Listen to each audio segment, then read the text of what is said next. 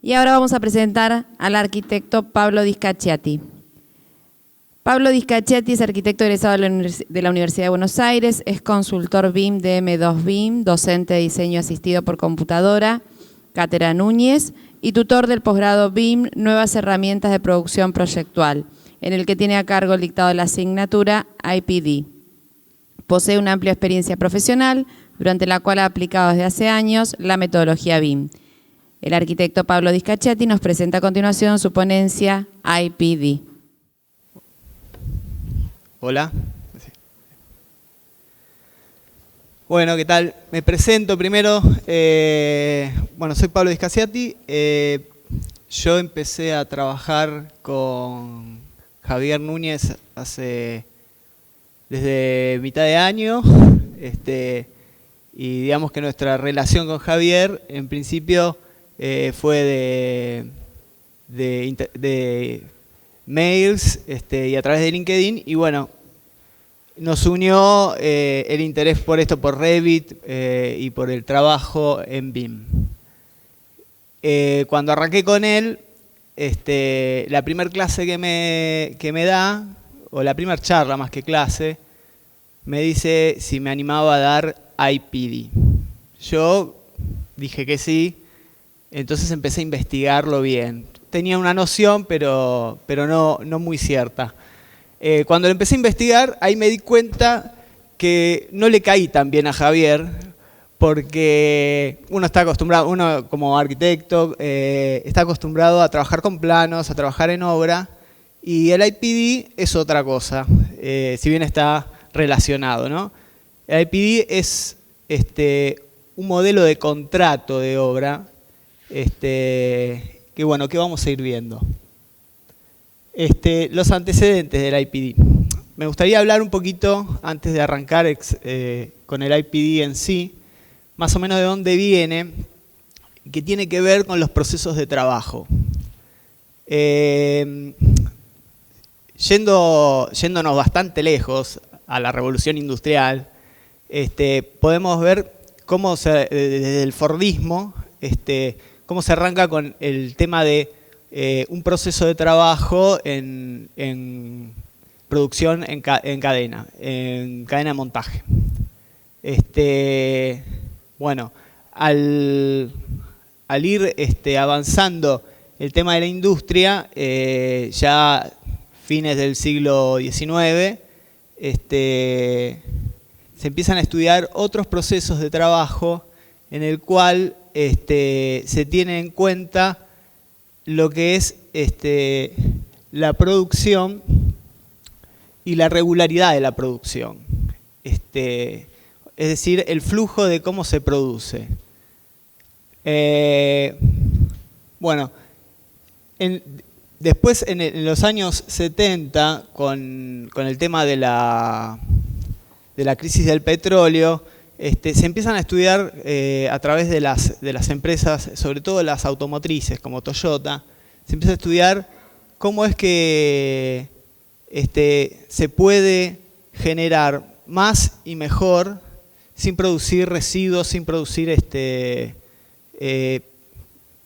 residuos básicamente, y falta de producción.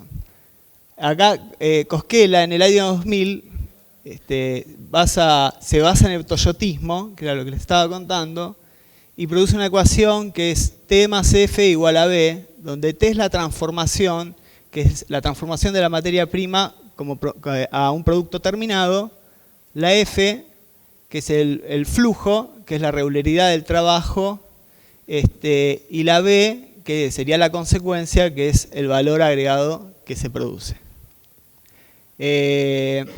Esto crea un nuevo paradigma, como estuvimos viendo en las otras ponencias, donde se explicaba un poco de programación, de cómo el trabajo ya no es un trabajo iterado, como podría ser en el Fordismo, donde se empezaba en A, se seguía con B, se seguía con C y se terminaba en D. Acá ya se empieza a plantear cómo producir efectivamente y sin desperdicio. El IPD toma esto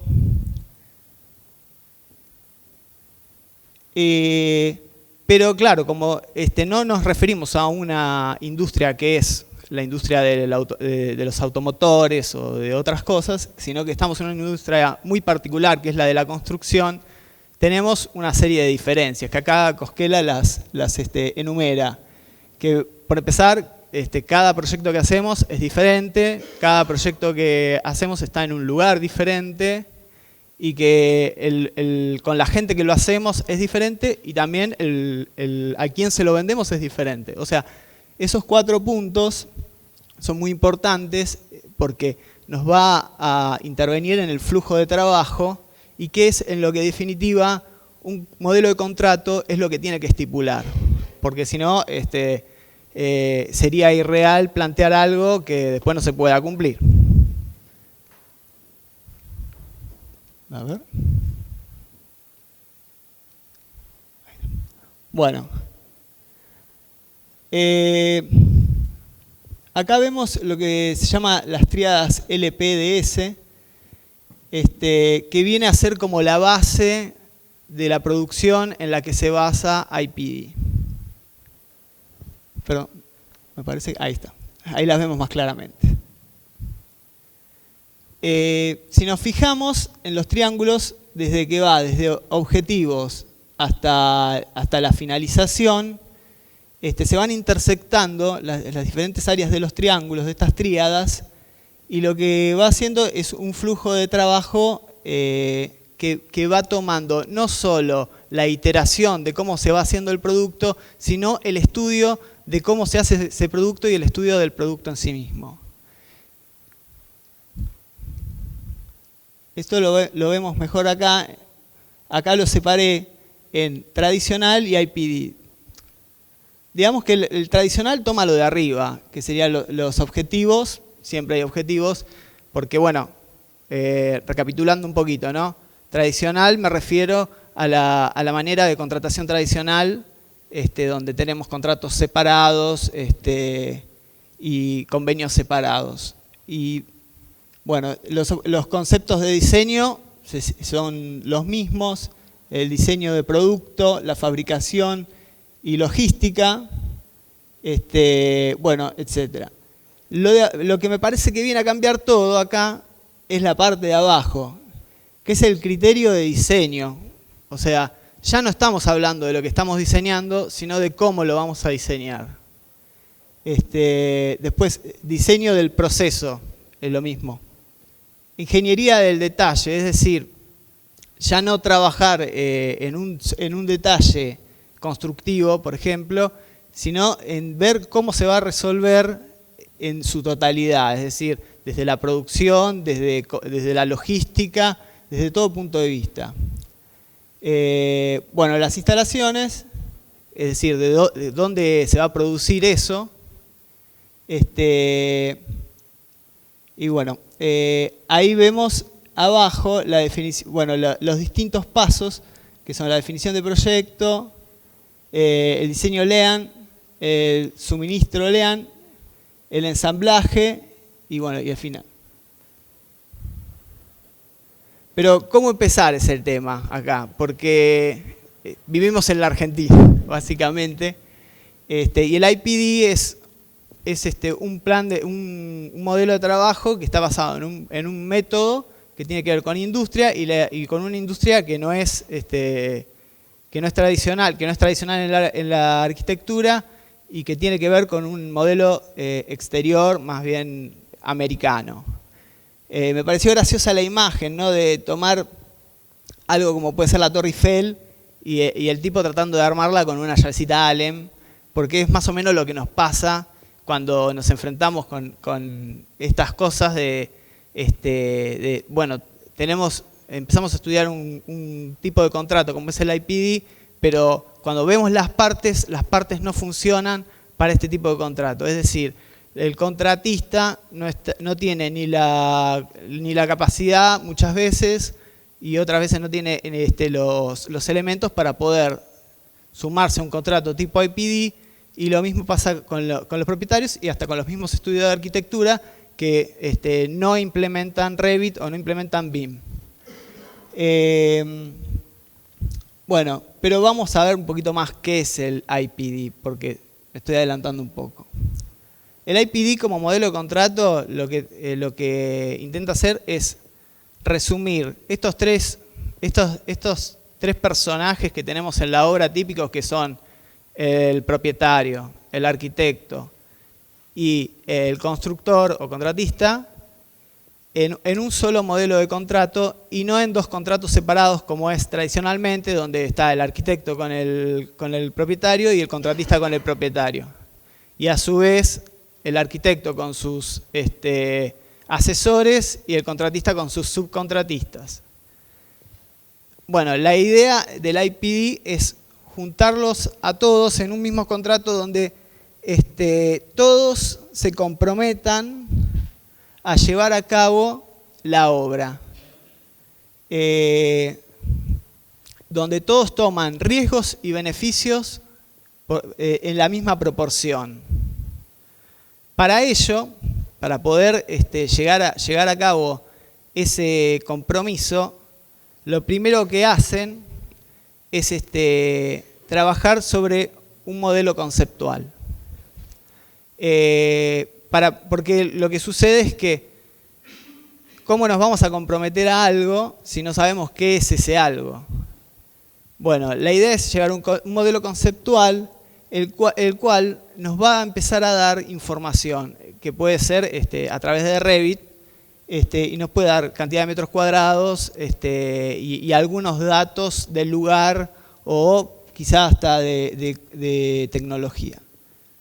En base a ese modelo conceptual, lo que se va a lograr es una especie de croquis. Con ese croquis después seguimos a... Perdón. Con ese croquis después lo que seguimos sería como a la fase de anteproyecto, donde vamos a trabajar los criterios de diseño. Y en eso de los criterios de diseño, el constructor lo que va a tener que tener es como un acuerdo complementario a este contrato de IPD, que es el GMP, que vendría a ser como la garantía de precio máximo. Es decir, se estipula un número en base a metros cuadrados y a un anteproyecto que el constructor se va a comprometer a no pasar, siempre y cuando cumpla con los tiempos, tanto el arquitecto como los requisitos que está solicitando el propietario. Esta idea de tener esta garantía es para poder asegurar un precio, bueno, y poder avanzar en lo que viene a ser después el proyecto. El proyecto avanza en base a ese acuerdo, que no es un acuerdo que está dentro del contrato, sino que se hace complementario, paralelo, pero al cual tanto los subcontratistas como los asesores se tienen que apegar. Con lo cual estamos todos dentro de esa burbuja. Si bien los asesores y los subcontratistas están por fuera, cuando un contratista llama a un subcontratista, este subcontratista va a estar enterado de que hay una garantía de precio máximo y que debe ajustarse a eso. Y si no le gusta, no está. Y lo mismo pasa con los asesores. Con lo cual, bueno, es el famoso trabajo en colaboración, que no solo tiene que ver trabajo en colaboración, sino con compartir archivos, como bueno, con el tema BIM, ¿no? Es decir, que la base del BIM es un poco esto, que tiene que ver con el marco legal y con el marco del proceso de trabajo, donde todos tenemos que tirar hacia el mismo lugar. Se basa en la confianza esto, se basa en la información abierta, en poder mostrar toda la información de lo que se está produciendo y que entre las partes, obviamente, ¿no? Y que todos tengan acceso a ella y puedan interactuar. Bueno, puse lo de arquitectura paramétrica porque me parece que, hablando de esto de los procesos de trabajo, yo creo que es un poco hacia donde va la arquitectura, ¿no? tiene que ver con esto de trabajar de una manera coherente. No de maneras informales como estamos acostumbrados a trabajar en la obra acá en Argentina, sino que apunta a eso, a tener un proceso industrial, no un proceso de construcción tradicional.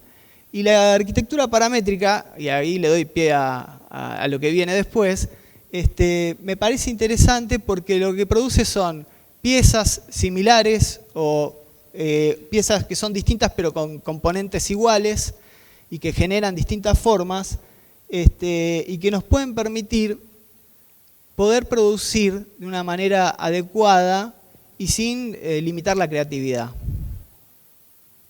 Bueno, acá, bueno, esta imagen como imagen de la industria de la construcción, ¿no? Que ya no es paramétrico, si bien es paramétrico, pero no es paramétrico en el sentido de que se generan cosas muy diferentes, sino que es estandarizado. Me parece que, bueno, también va un poco por acá, cómo se debería producir en cierto sentido, donde cada parte de la obra está estipulada y está manejada a través de un contrato y no queda a la buena de Dios. Bueno, este es un cuadro comparativo de los procesos de trabajo.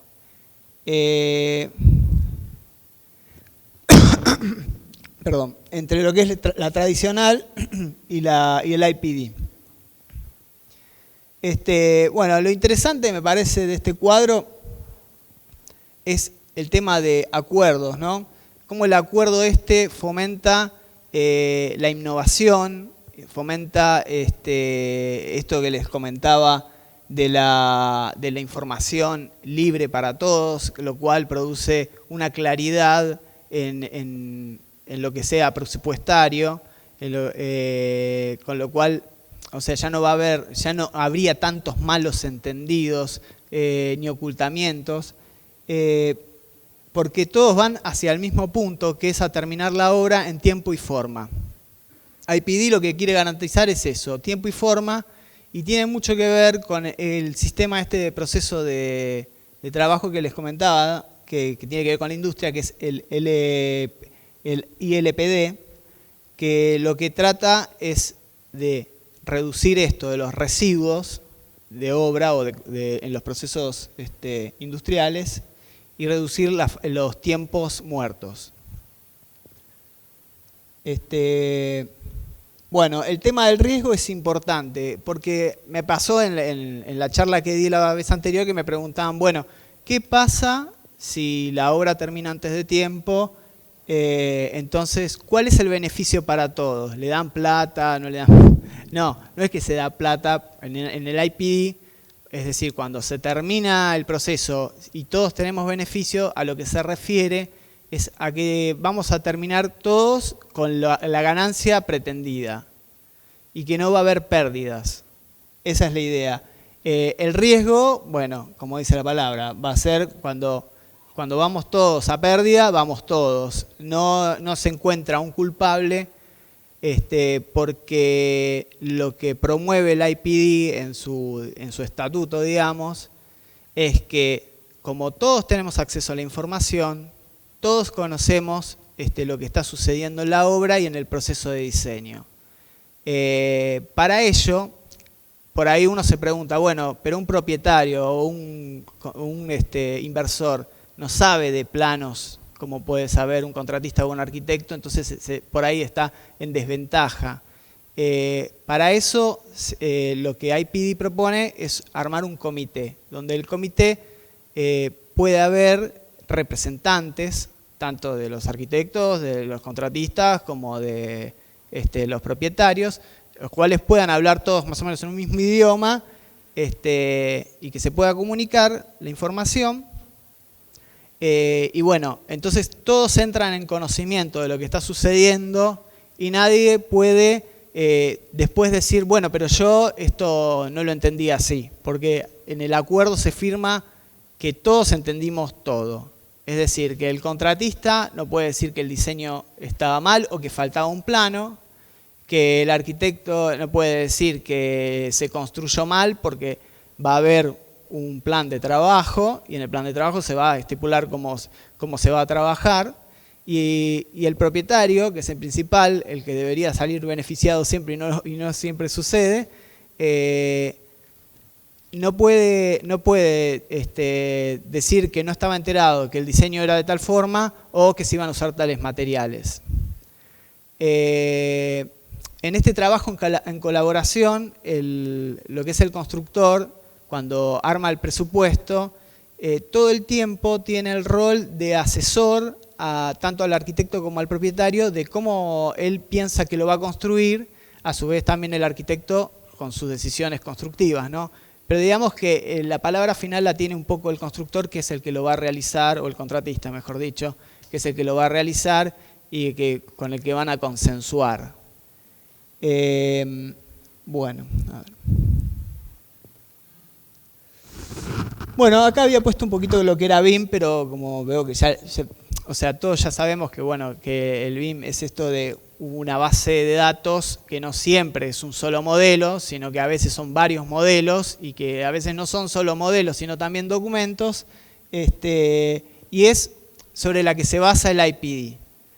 El IPD lo que tiene como característica, además, como contrato, es que toma en su formalidad que se va a producir un objeto virtual. Un objeto virtual que tiene un valor en sí mismo, con lo cual se cobra.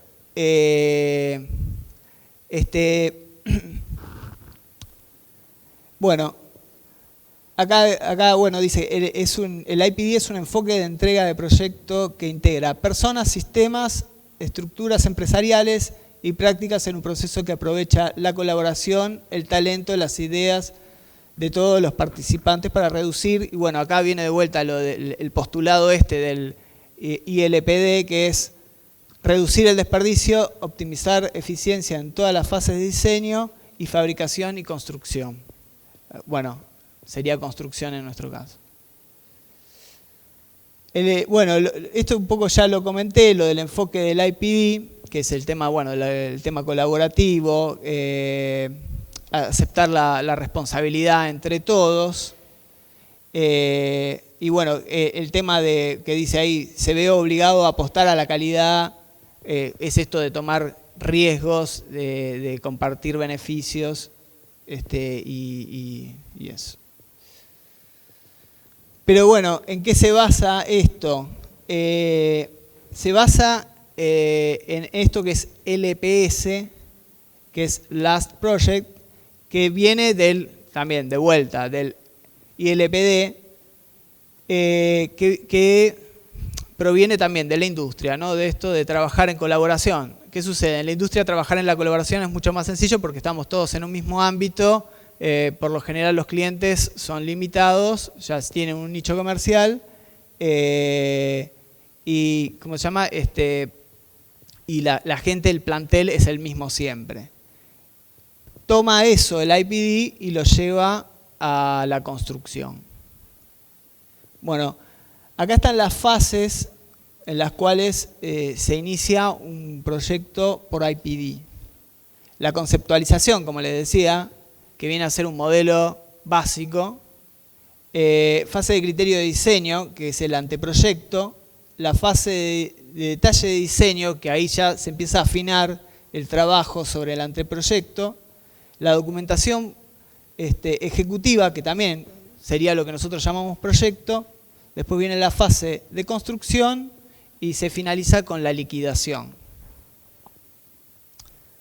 Y bueno, acá hice un listadito de cosas que por ahí nos pueden servir a pensar, por ahí no a implementar IPD, pero sí a pensar cómo estamos trabajando.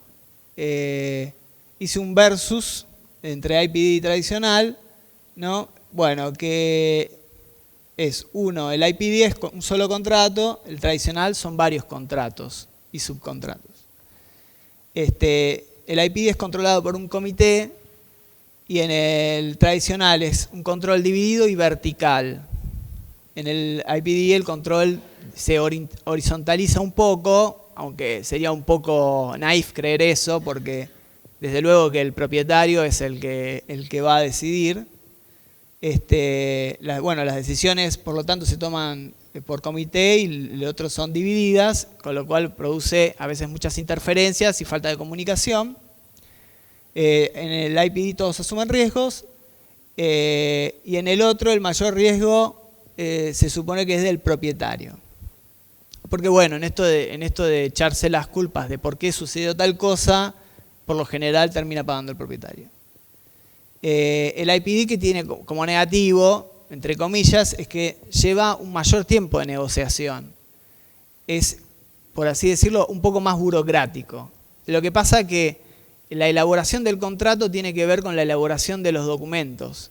Porque si bien ya está, todos estamos comprometidos a llegar a un término final, después viene, como el contrato toma al modelo como base, el desarrollo del modelo también es parte del contrato. Es decir, que el contrato finaliza en realidad cuando el modelo está finalizado. Si bien ya está firmado, ese sería el final del contrato y bueno, llevaría un mayor tiempo y una mayor negociación, pero con la consecuencia de que está la mayoría de las cosas pensadas y en el otro no, se suponen muchas cosas antes de empezar a producir la documentación. Bueno, lo que les decía, en el IPD hay comunicación abierta y en el tradicional tenemos una comunicación que es inconexa y críptica. Muchas veces, esto que les decía que, bueno, le llega al cliente un plano y muchas veces no lo sabe leer el plano y se dan cosas por supuesto. Y bueno, ahí es cuando se producen los problemas. En el IPD se incentiva la colaboración y en el tradicional hay una colaboración parcial porque, bueno, la dinámica lo dispone así, ¿no? Uno colabora con el contratista o el contratista colabora con uno, pero siempre como los riesgos no son asumidos de la misma manera, hay la posibilidad de que alguien tome ventaja sobre el otro. Bueno, en el IPD compromiso por la integración y la innovación, y en el otro es, como son rubros separados, es tradicional, digamos que nadie va a tratar de innovar tecnológicamente, sino más bien seguir con su forma de trabajo. Después viene el compromiso con el plan de obras y final de obra. Y en el tradicional se compromete solo con el final de obra. Esto, bueno, viene a cuento de que estamos hablando de esto del ILPD, de esta forma de trabajo que tiene que ver con la industria. Entonces en el IPD hay un compromiso con eso, con el proceso, con el estudio del proceso. Ese estudio del proceso a su vez deriva en lo que antes he dicho, que es la innovación. En el otro no, en el otro simplemente estipulamos un final de obra y algunos puntos en lo que puede ser en el pliego de especificaciones técnicas, pero que no hablan de cómo se va a hacer. A veces se puntea un poco, pero no mucho. Bueno, otra cosa que le veo así como entre comillas negativo es que el IPD tiene un rango limitado de proyectos, porque digamos que está como previsto para grandes obras esto, en cambio el otro se puede hacer en varios tipos de obra, desde chiquito a grande, y el IPD le pasa eso que generar un modelo, generar toda esta información, generar este modelo, fabricación de objeto virtual tiene un costo que a veces no condice con la rentabilidad. Si bien en obras grandes sí es rentable, en obras pequeñas no. Bueno, después la participación de las partes es importante. En el IPD todos tienen mucha mayor participación, sobre todo el propietario, y en el otro no. Bueno, y para finalizar,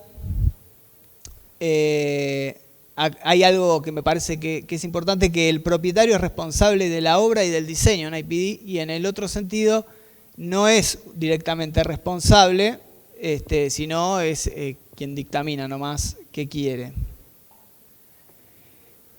Y bueno, como final del IPD, me planteé una pregunta que si es un contrato multilateral o un tipo societario. Es decir, yo estudiando este tema me suena mucho a sociedad, ¿no? A una sociedad anónima, un SRL. Porque en definitiva lo que estamos haciendo entre las tres partes es generar una sociedad. Habría que ver en el marco argentino cómo se puede llegar a implementar, que lo estamos estudiando con un gran amigo mío que es abogado, y bueno, estamos viendo las posibilidades. Bueno, listo. ¿Preguntas para el arquitecto? Quisiera saber si hay algún ejemplo local de la implementación y algún otro internacional, y si se da solamente para, vos decís obras grandes, pero me da más la impresión que sería de infraestructura. A ver, me parece que lo... Hola, hola. Ahí se funciona. Ah. Mirá, ejemplos grandes. En la Argentina yo desconozco, estuve buscando, no encontré. Lo que sí encontré, ponele la empresa Falabella, que en Chile lo hace por IPD. También Hewlett Packard en Estados Unidos se está implementando. Hewlett Packard lo hace desde su fuero interno, es decir, que ellos mismos producen sus obras prácticamente. Si bien contratan arquitectos, estudios y eso, ellos ponen como propietarios, como inversionistas, proponen que se haga todo bajo IPD. Y bueno, con respecto a lo de la infraestructura, y sí, te diría que sí, que viene bárbaro para la infraestructura, porque bueno, deriva de la industria, ¿no? Bueno, ¿alguien más?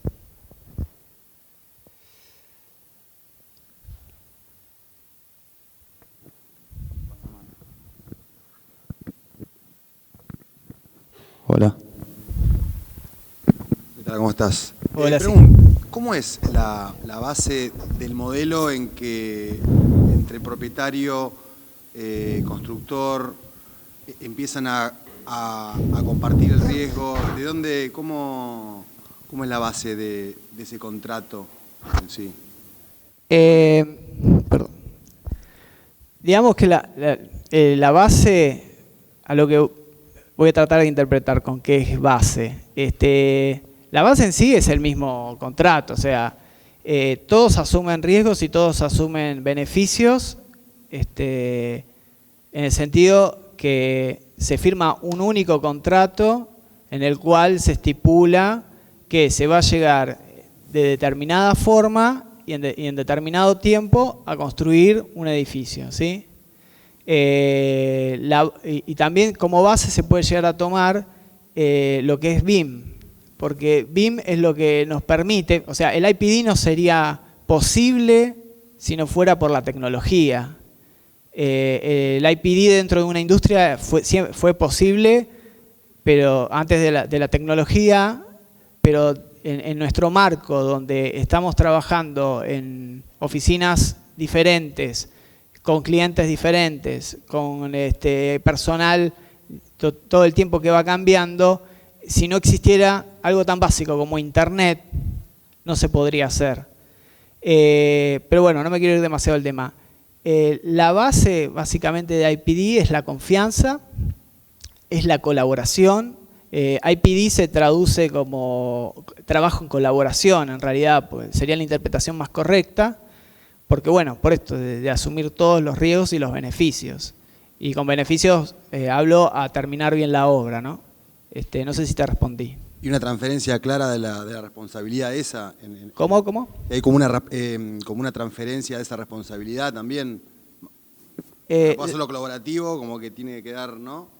La responsabilidad, lo que sucede es que la responsabilidad va a ser de los tres participantes principales, y no hay transferencia, o sea, es una, porque es un solo contrato, y si sucede algo en la obra, que puede llegar a suceder, los tres se tienen que hacer cargo. No es que la va a pagar a alguien, porque los tres están siendo comunicados sobre la información del proyecto y eso se discute y se consensúa, no es que de repente apareció algo nuevo.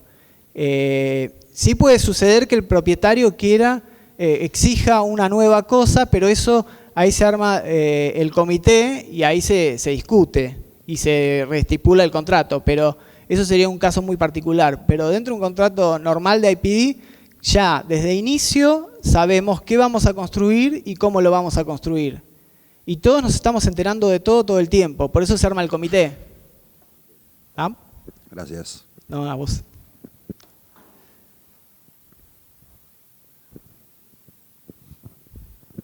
Mario no vale que pregunte, porque es mi jefe y le tengo... ¿A qué hora vas a la oficina? No, quería comentar lo que decías vos respecto si hay un premio o castigo, digamos, en relación al cumplimiento, que nosotros hace unos años invitamos al responsable de arquitectura de Falabella, que vino de Chile, que vino a contar su experiencia con BIM allá. Ya llevaba varios años de tiempo, algunos que están acá participaron en esa presentación, y ellos habían aplicado un sistema que es similar a IPD, pero que se llama Allianz, que es australiano, según dice, lo habían elegido porque les parecía más apropiado, y lo que contaban es que efectivamente tenían un fondo, digamos, tal como vos lo describiste, pero que había un fondo de un porcentaje del valor de la obra asignado al cumplimiento en tiempo y forma del proyecto, y que en caso que se cumpliera en tiempo y forma, eso se repartía, era como una especie de premio para los participantes de forma proporcional a su participación, a todos los integrantes, y que si había atrasos o costos adicionales, de ese fondo era de donde se iba retirando la plata. Quiere decir que estaba casi estipulado de dónde salía la plata hasta un cierto punto. Supongo que después de ahí se lo descontarían de honorarios, pero digamos que había una posibilidad de un ingreso superior al tope de honorarios a modo de remuneración adicional por cumplimiento o por ganancia, lograr.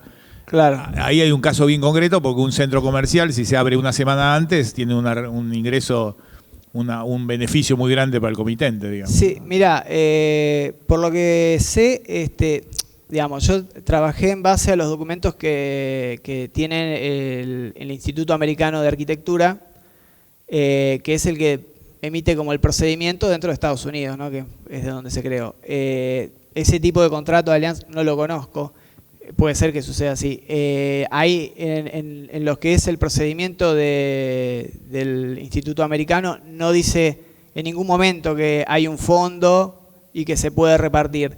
Lo que sí, porque bueno, era una pregunta de la charla anterior que tuve y que me pareció bueno investigar más, era que a lo que se refería con beneficio era esto de llegar en tiempo y en forma. Bueno, si se llega antes se reducen costos. Pero nada más, no está estipulado por contrato, puede llegar a ser una cláusula que es ese del Allianz o que se puede llegar a poner, pero digamos que en el modelo estándar, por decirlo así, del contrato no figura.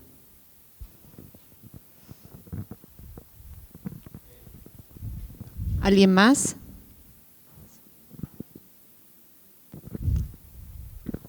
Sí, ¿qué tal? No, justo tenía una consulta porque esto es una discusión que nos había surgido una vez en una obra, sí, hace poco tiempo, y era un poco cómo entra BIM en un proceso de ejecución, ¿no? Tanto quizás en la parte de la preconstrucción con los asesores y después en el momento de la contratación, cuando ya entran en juego los departamentos técnicos de cada subcontrato, ¿no es cierto? Entonces hay por un lado asesores que trabajan con CAD y contratistas que vienen trabajando hace años con CAD, que tienen por ahí departamentos técnicos muy buenos, que saben realmente de obras, saben construir, pero trabajan en CAD. Entonces, sí. Bueno, respecto de eso, te puedo decir que hay niveles de IPD.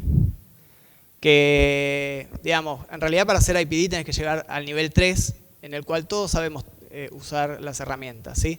Porque dentro del contrato se estipula no solo que se va a hacer el modelo, sino con qué software y bajo qué protocolo. Los subcontratistas se tienen que alinear. Por eso es tan difícil aplicarlo acá. Alinear a un subcontratista acá es dificilísimo.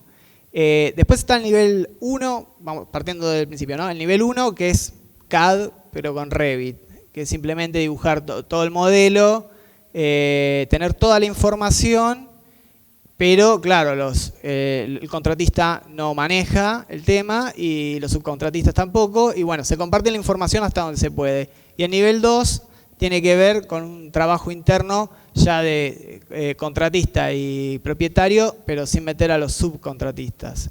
Quedan afuera y quedan afuera del contrato también, no se les exige. Pero para hacer un IPD real, todos deberíamos usar las herramientas, y no significa usar las herramientas saber Revit de principio a fin.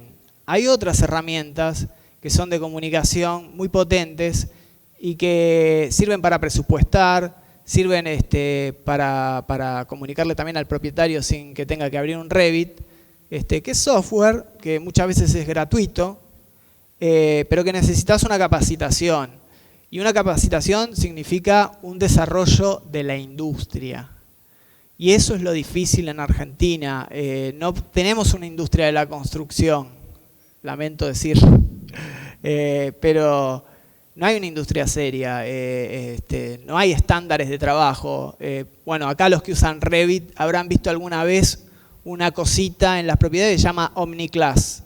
Las OmniClass es una estandarización, creo que es canadiense, de tipo de materiales. Y acá no existe eso, algo tan básico como estandarizar los materiales. No construimos con tantos materiales y con tantos elementos. Y sin embargo, no lo tenemos, porque bueno, vamos haciendo las cosas a los ponchazos. Yo con esto trato de pregonar un poco, pero bueno, es un granito de arena y trato de ver con las poquísimas herramientas que tiene uno, porque como arquitecto legales, herramientas tenemos pocas, pero bueno, a través de un amigo, Román Cajiano, que es abogado, estamos estudiando el tema, ¿no? Pero bueno, no sé si me quedó algo en el tintero. ¿No?